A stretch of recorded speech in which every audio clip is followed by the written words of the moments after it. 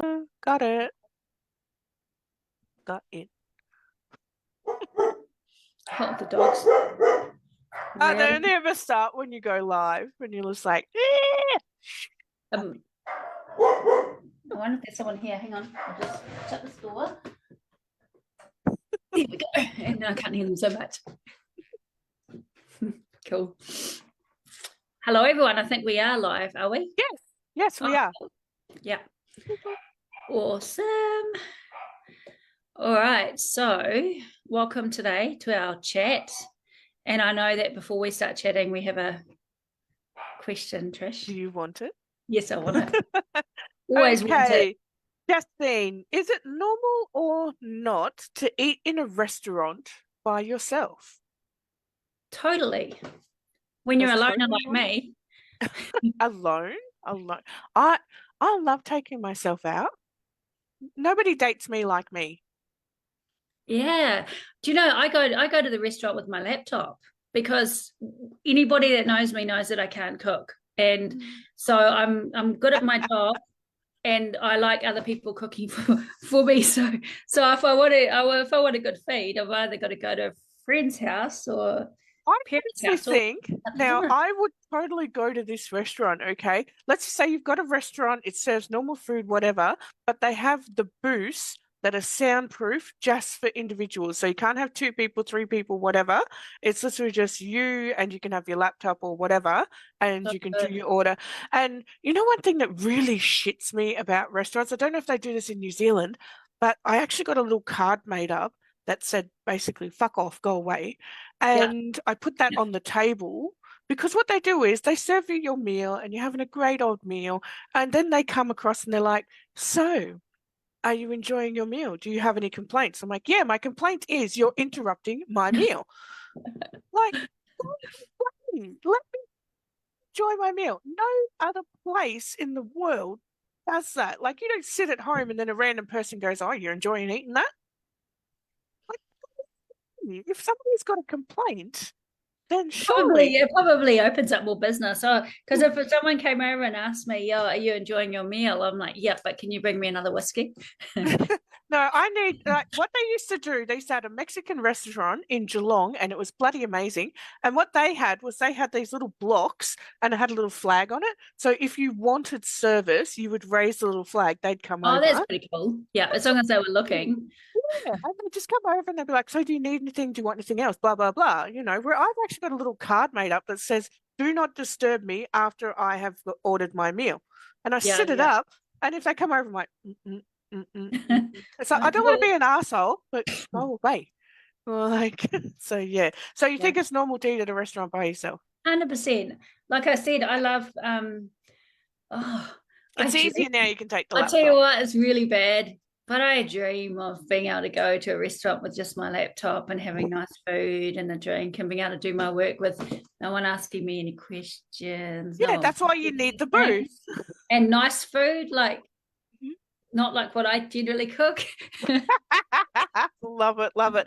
Let us know in the comments if you think it's normal to eat in a restaurant by yourself and if you've ever actually done it as well. So, Justine, what's today's topic?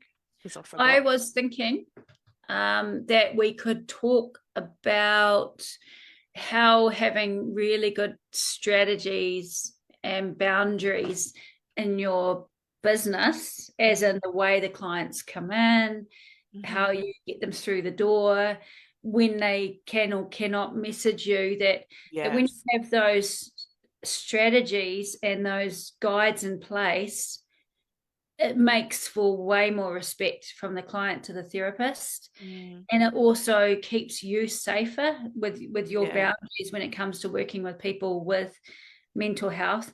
And the reason why I was thinking about working with this is I did have an issue where I kind of in the last few weeks where I did offer a session to someone without going through the normal processes of just go onto my website, click here, book in a consult, we'll have a chat, and then we'll work out a time. And I just went in and said, oh no, I can see you, I thought it was urgent, and of course from there it created a real boundary Mm. issue. So what do you think is your best strategy then? So like I said, for me in that situation, because I always go back and reflect, what was my part in it? What did I do wrong? Where's the red flag? How did I get in this situation? For me, it was not following the strategy, or not saying to the person, even though I saw that they needed a session urgently. It wasn't with the lady. It wasn't, hey, can you just jump on my website and actually It's go not through that like place? Because it I, built up respect, like, eh? yeah, I have systems. Okay, I'm very systematic, and ABC can equal XYZ in my systems, and I completely get where you're coming from, and it can be easy to slip into that, oh, don't worry about it because it's you system, because naturally as humans, we want to help. Mm, That's just in our DNA. We want to help people.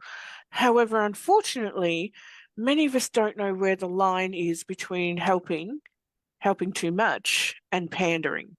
mm. And that's Yeah. why we have those systems in place Yeah. as And for such. me, it's like when we think about it, our job, when we go into hypnotherapy, it's a little bit different to some of the other models of therapy, the more Mm, talking type therapy. Rapport is always important for, all of the modality, any modality where we're working with someone on calming the nervous system down. But with hypnotherapy, authority is so important. And mhm, I think I've talked about this before. There's a Dr. Steve Berman, and if you haven't heard him, he's freaking brilliant. And what he talks about is how our brain, in times of uncertainty, follows the suggestions of a person with the most certainty and authority in our good point. clinic. And it happens as a child where we're drawn for safety and survival to follow the caregiver or parent. And Mhm. when we're in that uncertain time, we follow the suggestion of the person that's got the authority or Even if it got would the be right knowledge. or Doctor, wrong, yeah, right? even if it's wrong or right, yeah. Yeah, that makes Um, sense. Yeah, that makes yeah, sense. and so for me, it's like when I talk to my students about authority. So authority for me is not like a school teacher going, sit Yeah, it's not a down, bossy even person. though I think sometimes it's cool to have that energy. I like that Well, energy. But sometimes you have to step into yeah, the bossy or the constructive one. Like it comes yeah, with the territory, you have to. because you But don't want to yeah, go into pandering. yeah. But authority to me is 50%. Do I feel safe around this person? Do I Mm. feel safe enough to close my eyes? Do I feel safe enough to open up?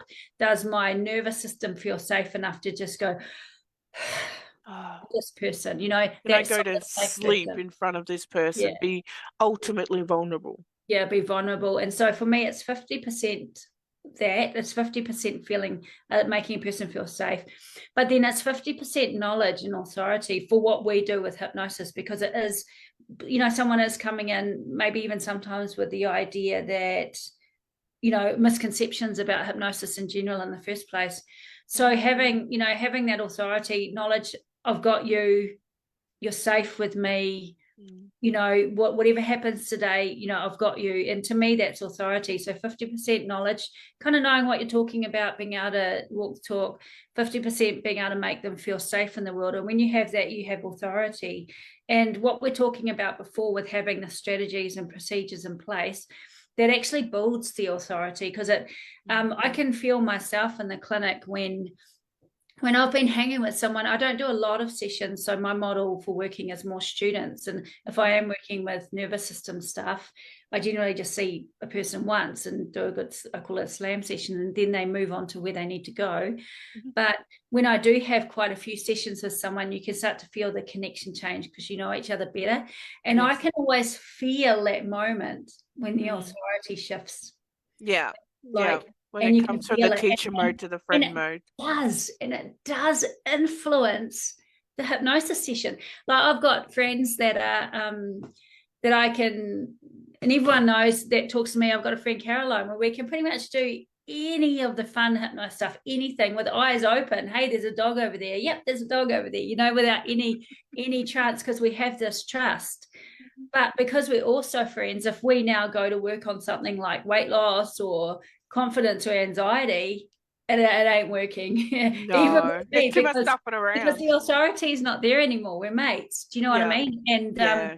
And in the clinic, you know, when you have those strategies in place, the person's mind is seeing you more as the authority, as the And that brings professional. up a really good And it's point, because this interesting. is something that comes up in my community is, should you be friends with your clients, like even if it's a Facebook friend or something like that? So what's your thoughts on that? It's very different for me because with Facebook, so on my Facebook is my business. Mm. So my personal Facebook is not my personal Facebook. Mm-hmm. It's It's your business business. It Facebook. Yeah. advertises things. So Yeah.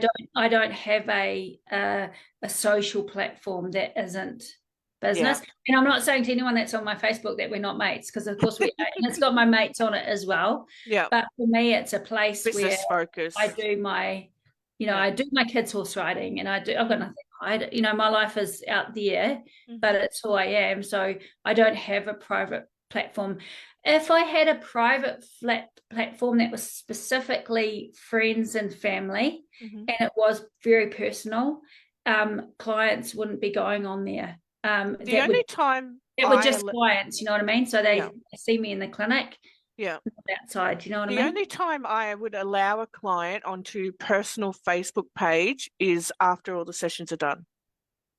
That's it. And I make that quite verbal in my contracts as well, because, people stalk people these days. We look them up on Facebook, like, oh, what does your picture look like, or something like that. It happens. It's part of humans being curious. We're not doing it to be malevolent or anything. We're like, oh, what is your life like? That's why reality TV does so well. Like, as much as it annoys Yeah, me, yeah. that's the truth of it. We, So yeah.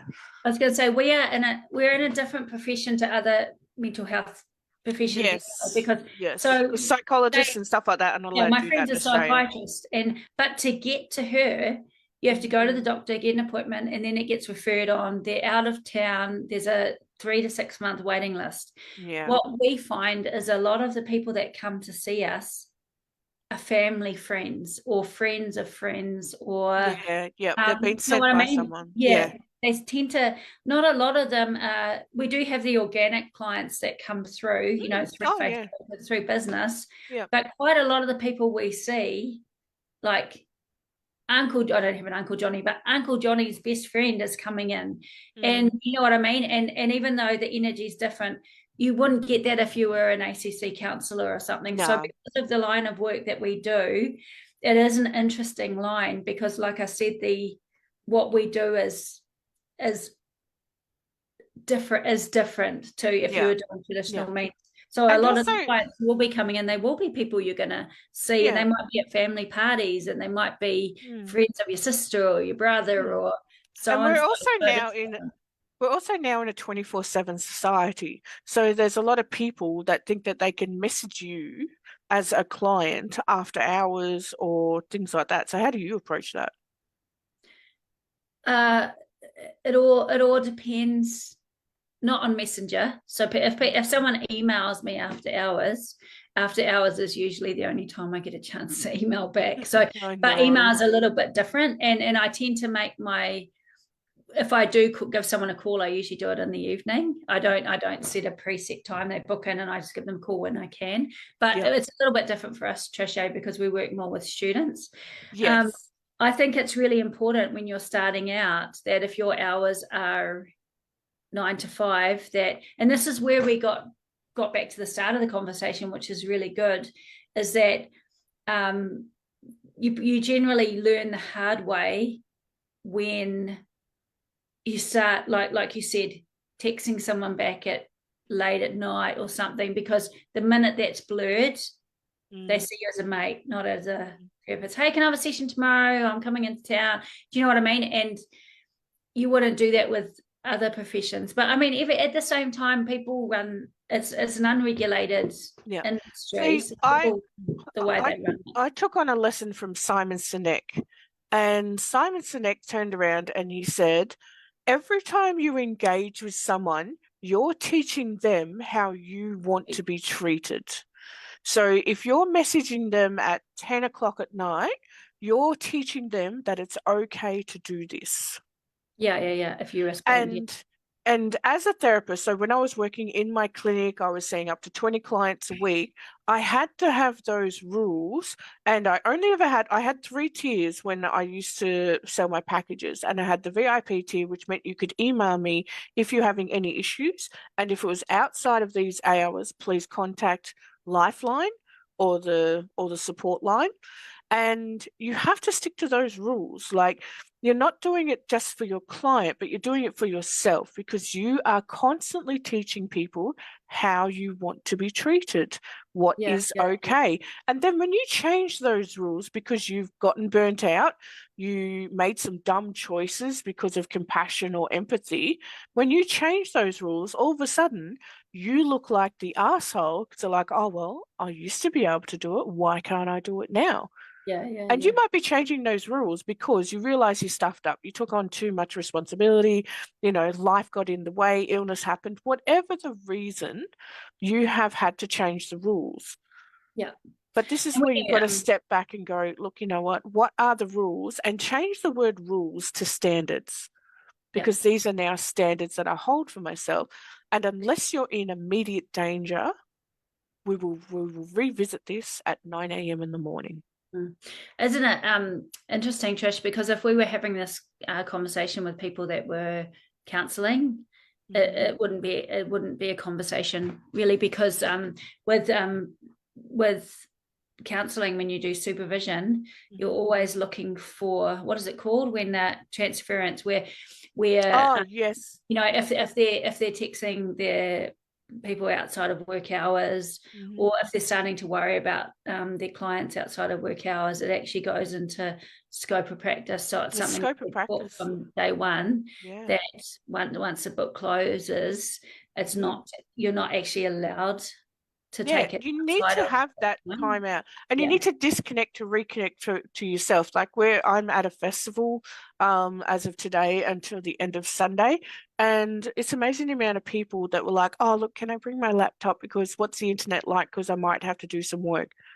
And I've said to him, I said, you are coming to an earth festival where we eat all natural, we hang around outside in our bare feet for 4 days.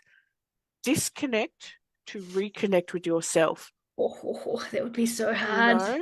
It's And already they're giving like, me oh, shoes. really? I'm like, yeah, leave the laptop at home, turn the social media off. Simple as that. Because this is a time to disconnect, to reconnect with yourself. And it's amazing the amount of people that got onto that post like, oh, yes, I need to do this. And what I'm doing is I'm teaching them that's what I'm going to hold up at that festival as well. Sure, I'll still connect with my phone, but I won't have it in my hand walking around 24/7. It'll literally be in my pocket on silent. And then when I go to the toilet, or when I've got that 10 minutes time out in my car or something, I'm like, right, now I can reconnect, Yeah. and that's the That's a whole standard. topic for another day, isn't it? Oh, absolutely. Which, Absolutely. So, yeah. So you have to have these systems in place. Number one, to avoid burnout. mm, Like, you really do. Number two, when we do our training, we're always taught call to action, react straight away. Well, when you react straight away, you teach your brain that it needs to be reactionary. So yeah, your brain then goes, oh, well, I must be busy all the time, because that's what you're training it with the neuroplasticity. And then when you do relax, it'll actually be a form of torture for you, yeah. you know? So we need to go, look, where's the balance? So it's to avoid burnout, to reduce that training that we've been hypnotized with, that we have to have a call to action. And these systems, for me, I love having them in place because it makes the client accountable. I Yeah. know that they're going to fill in the form. They want the service. They're already telling themselves, this is what I need to do, Yeah. So on your form, because I have this one on my form and I find it really, really positive. So on your form, or when you used to work with clients, did you ever have a question that said, what do you want from me as your hypnotherapist? No, but that's a great question. I I do have a always couple had of that. questions around what it is that they're wanting, and some kind of NLP style questions on the consult Mm, form that they yeah. fill in, and then all the basics. But that's a real great question. So when I used to get people filling that in, so I'd say to them, like, what do you want from me as a hypnotherapist? And they'd sit there and they'd be stumped because you don't get that with psychologists or counselors or anything like that. And it's amazing the amount of people, like, especially those really strong corporate women, you know, and they would literally go into a feminine mode, relax, and go, you know Yeah. what? I just want someone who's really going to listen to what I have to say. Yeah. And instantly, I know the type of hypnotherapist I need to be. I had one lady, she was adorable. She was like the cute little 1940s chef, you know, in the kitchen, the housewife. She was adorable. And I said to her, like when she came in, I said, what do you want from me as a hypnotherapist? And she goes, I want you to slap me in the face with a frozen watermelon. And I'm like, that's a weird request. She It's goes, a yeah. different job. That's the other job, Trish. I'm kidding. Yeah. And I was like, whoa, that's different. Usually people were like light and fluffy bunny, you know, nurture me. And she goes, no, she goes, you need to drill sergeant me. Tell me exactly what I need to do. And that's what we did. Yeah. That's what we An did. awesome And question. she really like leveled up from there because I said to her, I said, okay, I said, radio, you're going to have to do this in between sessions. And don't you come at me that you haven't done it, Missy. Yeah. You know, and then she was like, okay, okay, and off she went. And the reason why I put that question in is because John said to me many, many years ago before I started, when we were talking about our relationship, and I said to him, what do you want from me in this relationship? Because when you're in a relationship, you're trying to navigate a field of assumption, Yeah. you know. And he said to me, he goes, once I thought about joining the army because I wanted someone to just tell me what to do, what to eat, where to be. And I was like, I don't want to be in that kind of relationship. But 12 years on, this I still know to this day is exactly what John's like. That's how he's programmed. So I will say to him, okay, sweetheart, we're just going to do the dishes now, then we'll go play video games because clean house makes Trish relax, and then we play video games. And he's good with that, you know. And if he ever wants to change those rules or standards, he can. Like, I'm good with it. I don't want to tell him what to do, but at least he has told me this is what he needs, Yeah. Yeah. Yeah. Yeah. you know. So That's yeah, really so cool. I think we need things like that on our forms because I always ask, what do you expect from the hypnosis? So what do they want? Because I can debug myths from there. But what do they want from me as a therapist? Because so like we're always saying the client has the answers, but at the end of the day, can you be an adaptive hypnotherapist to give those answers in the I right just way? had a good idea, Trish. You know? So So with yeah. CHA and HNZ, Mm. for our members, it'd be cool if we had our forms, or if I had your form. You can have But my form. I don't but mind. how about we put together the forms that we think are good, and Well, then let us know in the comments. Like, guys, yeah, let us know in the good, yeah, comments if you want our forms to be placed inside of CHA and HNZ for you to download and get some inspiration from. Because if yep. you want those forms, you got to let us know below. Otherwise, we'll just go, nah, nobody Yeah, wants yeah, to yeah, do it. and any other forms, like any Yep. other things that you do, Yeah, yeah, I like working think with that'd be really children, cool. you know, working with disabled people. I've got a legal release form, all that sort of stuff. If you want those forms, you let us know below and we'll High get five. on to it. So how's that sound? Awesome, All awesome. right. So are you still going to eat alone in your restaurant? Or maybe we can, you know what we could do? We could invent a portable pod to take to the restaurant that folds out like those soccer tents. Yeah, I And it have can to say, say, do not disturb on it. I have to say, it's probably the opposite for me. It's everyone's going to go, "Oh, poor Justine," but I actually love it. It's like it's not normal for me to not eat at a restaurant alone. I like eating at a I love cooking. I'm a really good cook. But I like eating at a restaurant. I don't know why. I love the idea of ordering the food, Someone eating cooking the for you, food. I just love it. don't like someone interrupting me whilst I'm doing that. It's like, go away, shoot. Like I think I like the idea of menus to be honest, because I'm like, what am I in the mood for today? Right But now, when you're cooking at home, it's like I've got chicken. What do I do with it's that? making me think of going to Pig and Whistle Pub in Rotorua and having a pork belly and mashed potato. Sorry for Well, anyone off you go. We that want photos posted on your Facebook. oh yeah, maybe I should. I, But anyway, that's what it yeah. was making me think of eating that right now. Sounds good. All right, lovely. So we will be back in a fortnight. Thank you Yep. so much. And remember, if you want those forms, you let us know down in the comments. Just hit us up and we'll get onto it, but only if you guys are demanding for it. All right. Demand away. Ugh. See ya.